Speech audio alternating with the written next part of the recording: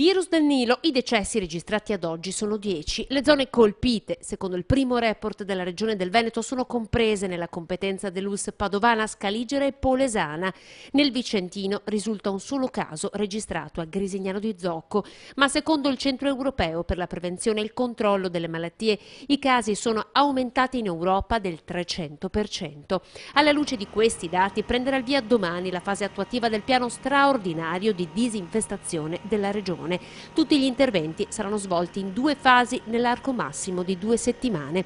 Nel comune di Vicenza il programma consueto di disinfestazione verrà ampliato anche ai parchi e ai giardini scolastici.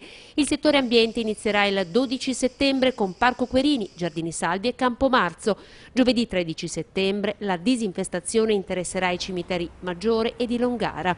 Per consultare il calendario completo fino al 25 settembre basterà andare sul sito del comune.